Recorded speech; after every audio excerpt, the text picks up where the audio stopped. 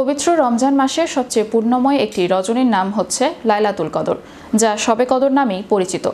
এই রাতে ফজিলত পবিত্র কুরআনুল কারিমে বর্ণিত রয়েছে। আর কদরের এই রাতটি 1000 মাসের ইবাদতের চেয়ে উত্তম। বিস্তারিত থাকছে টেক্সট রিপোর্টে। পবিত্র রমজান মাসের সবচেয়ে পূর্ণময় একটি রজনীর নাম হচ্ছে লাইলাতুল কদর, যা শবে কদর নামেই পরিচিত। এই রাতের ফজিলত পবিত্র কুরআনুল কারিমে বর্ণিত হয়েছে। আর কদরের এই রাতটি 1000 মাসের ইবাদতের চেয়েও বেশি উত্তম। রমজানের পুরো মাস জুড়ে বিরাজ করে রহমত, বরকত ও ক্ষমার ঘোষণা। তবে এই মাসে রয়েছে বিশেষ এক মহিমান্বিত রজনী লাইলাতুল কদর। আর লাইলাতুল কদর 1000 বছরের চেয়ে শ্রেষ্ঠ ও পূর্ণময়।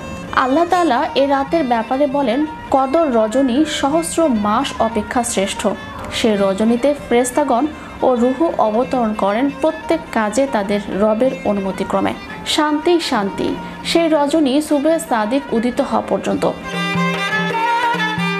তাই এ রাতের অন্বেষণে যেমন আগ্রহী হওয়া জরুরি, তেমনি এ রাতে ইবাদত বন্দেগী, নফল নামাজ, তেলাওয়াত, জিকির, তওবা, ইস্তিগফার, দোয়া, দরুদ ইত্যাদির প্রতিও আরও যত্নবান হওয়া কাম্য। রমজানের কদর রজনীতে আল্লাহ তাআলা কুরআনে কারিম নাজিল করেছেন। আল্লাহ তাআলা বলেন, নিশ্চয়ই আমি কদর রজনীতে কুরআন অবতীর্ণ করেছি।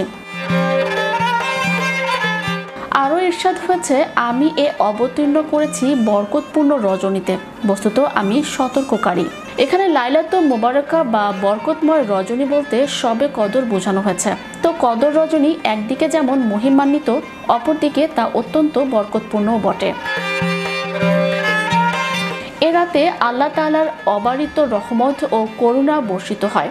নবীজি বলেন, যে ব্যক্তি ঈমান ও ইহতিসাব তথা আল্লাহর প্রতি বিশ্বাস এবং সওয়াব প্রাপ্তির প্রত্যাশায় লাইলাতুল কদরে কিয়াম করবে, তার পূর্বের গুনাহসমূহ ক্ষমা করে দেওয়া হবে।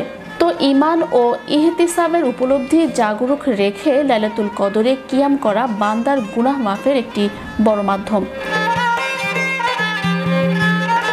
আল্লাহ রাব্বুল আলামিন ও তার প্রিয় হাবিব সাল্লাল্লাহু আলাইহি সাল্লামের পক্ষ থেকে এত বড় খোশ খবরই পাওয়ার পর এ রাতের ক্ষমা ও রহমত লাভের চেষ্টা না করা অনেক বড় বঞ্চনার বিষয়। আনাস রাদিয়াল্লাহু আনহু বলেন, রমজান আসলে নবীজি বলতেন, এই মহিমান্বিত মাস উপস্থিত, তাতে একটি রজনী রয়েছে যা 1000 মাস অপেক্ষা উত্তম। যে ব্যক্তি এর কল্যাণ ও বরকত থেকে বঞ্চিত হলো, সে যেন সকল কল্যাণ থেকেই বঞ্চিত হলো। আর কেবল অভাগী এর কল্যাণ থেকে বঞ্চিত থাকে। সুতরাং হেলায় না কাটিয়ে কদরের রাতের কদর করা দরকার।